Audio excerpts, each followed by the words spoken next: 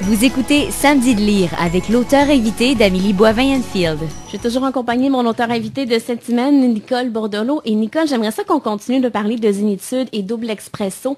C'est un ouvrage qu'on peut laisser traîner sur la table de chevet et ouvrir à n'importe quelle page. C'est vrai, et ça j'y tenais, Amélie. Ce sont de courts textes et je sais que les gens lisent encore beaucoup, mais certains ont peu de temps. Alors pour moi, c'est important que le livre puisse se lire en continu, mais aussi, si ce n'était pas possible, qu'on puisse l'ouvrir à n'importe quelle page et trouver une phrase, un mot, un court texte qui puisse nous accompagner dans la journée, que ce soit à travers la méditation, la respiration.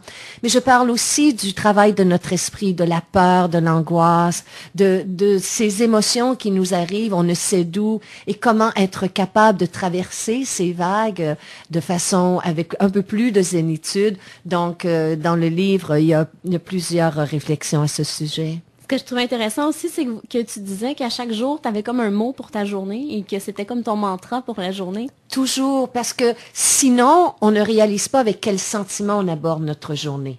On se projette dans notre journée, on se propulse littéralement dans notre journée, mais notre mental, lui, a déjà qualifié la journée. Donc, et souvent, ça va être assez négatif si on y porte attention ou assez neutre.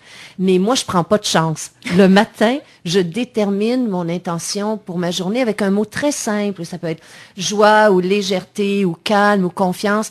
Et avec mon souffle, je vais nourrir mes pensées, mes paroles, mes actions tout au long de la journée avec ce mantra-là, avec ce mot-là là, qui va me guider dans la journée. Et ce que je trouve intéressant aussi à l'intérieur du livre, c'est qu'on inspirait avec une pensée positive et on expirait avec une pensée négative.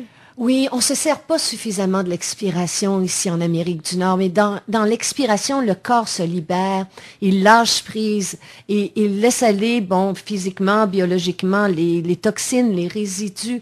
Mais ce qui se passe à l'intérieur, ça crée énormément d'espace. Alors, d'inspirer quelque chose de positif, le mot le dit, inspiration, de le prendre, de s'en nourrir, mais de se servir de l'expire pour créer de l'espace, pour laisser aller ce qui nous pèse, ce qui nous angoisse. C'est un très bel exercice. Et est-ce que tu penses qu'on devrait enseigner ça aux enfants? C'est certain, parce que les enfants, j'aime bien leur enseigner un exercice très, très simple, Amélie.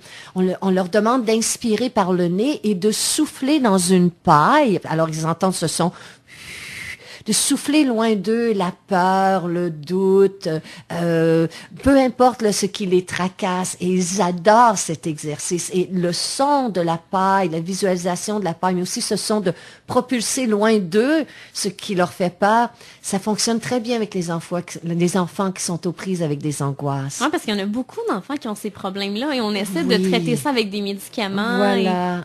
Voilà, oui, mais très simple. Oui, on arrive sur cette terre, je crois, pleinement équipée. On porte en nous beaucoup de réponses à nos questions et beaucoup de solutions à nos problèmes. Mais c'est pas facile de s'asseoir en silence et sous ce brouhaha-là, ce chaos mental, cette turbulence, de le laisser remonter cette intuition profonde. Donc, pour un enfant, c'est parfois plus difficile. Donc, de leur donner des petits outils comme cela, ça les aide. Et l'écriture du roman, de ce livre-là, comment ça s'est fait? Est-ce que ça a été long et laborieux? Non, laborieux non, parce que j'y prends quand même du plaisir, mais ça a été quand même tout un travail, parce que c'est une mosaïque Zénitude et Double Expresso, et comme on l'a mentionné, il fallait que le livre puisse être pris à n'importe quel moment et ouvert à n'importe quelle page. Alors, il fallait que sa structure se tienne. Et je ne suis pas une auteure avec beaucoup d'années d'expérience, mais je suis une lectrice depuis mon enfance. J'ai commencé à lire là, du moment que j'avais mon alphabet, j'ai commencé à lire. Donc, je lis beaucoup, énormément. Du moment que j'ai 5 minutes, j'ai des livres partout dans ma bourse, dans la voiture. Je ne suis jamais sans un livre. Alors, j'ai pu être lectrice de moi-même et auteure en même temps. Alors, pour cela, ça a été un travail de longue haleine, mais ça a été un travail aussi qui m'a apporté beaucoup de bonheur. Est-ce que c'est des textes qui ont été écrits au fil de ta vie ou ça a été écrit dans un même laps de temps? Un peu des deux. Okay.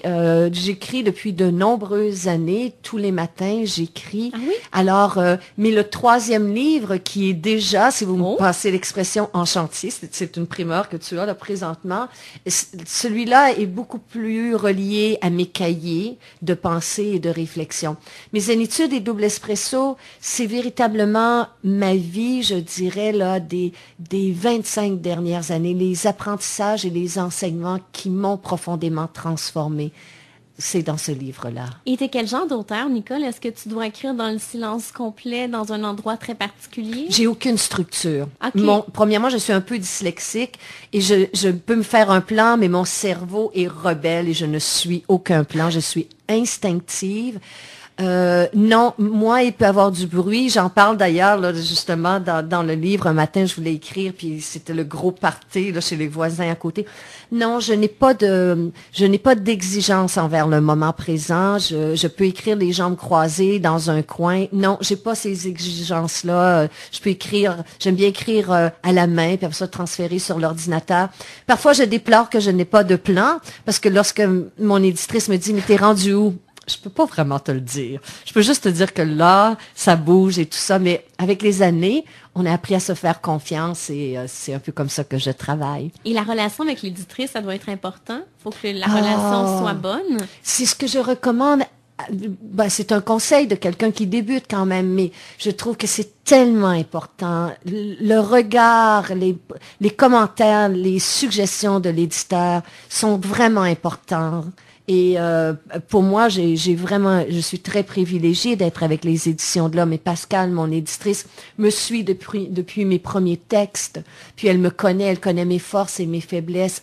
Mais je pense que c'est ce qui fait une grande différence. Là, c'est vraiment une relation importante dans la naissance d'un livre. Hein? C'est 2 parents presque. Et tu as parlé du 3e livre. Oui. Ça m'a ressemblé à quoi? Tu disais des cahiers de réflexion? Oui, c'est un carnet, un cahier. Ce sont des pensées. Okay. Des pensées des pensées que je médite, des pensées qui m'interpellent, mais c'est aussi, j'écris un peu au lecteur à travers ce livre-là.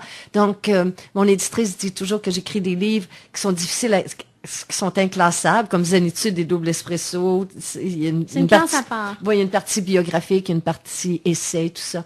Donc, c'est un peu comme ça. Mais des textes plus courts, plus denses, plus profonds. Donc, et en tout cas, il m'apporte beaucoup de joie. J'espère qu'il en apportera au lecteur parce que moi, présentement, je suis dedans, là, puis je le trouve bouillant d'énergie. Je suis contente. Est-ce que ça me ressemble un peu, justement, au livre de pensée, à tous les jours, on a comme une pensée à réfléchir?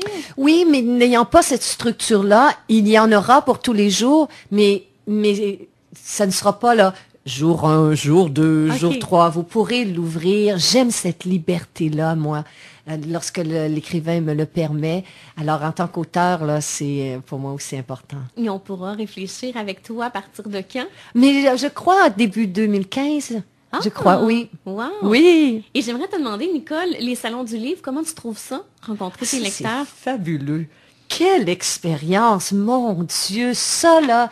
Pour moi, d'abord, c'est un grand privilège d'être là. On s'entend là d'avoir un livre ou même 2 qui est publié. Ça, faut pas se cacher, c'est un très grand privilège. Il y a des gens présentement qui nous écoutent, qui sont de très grands écrivains et qui n'ont pas encore trouvé preneur. Dans un salon du livre, tu es assise et tu es assise avec des grands écrivains du Québec ou du Canada. Et tu rencontres toutes sortes de lecteurs, des gens qui te connaissent, des gens qui ne te connaissent pas, des gens qui sont pas là pour toi du tout, qui sont en ligne pour l'auteur à côté, mais qui te disent un mot.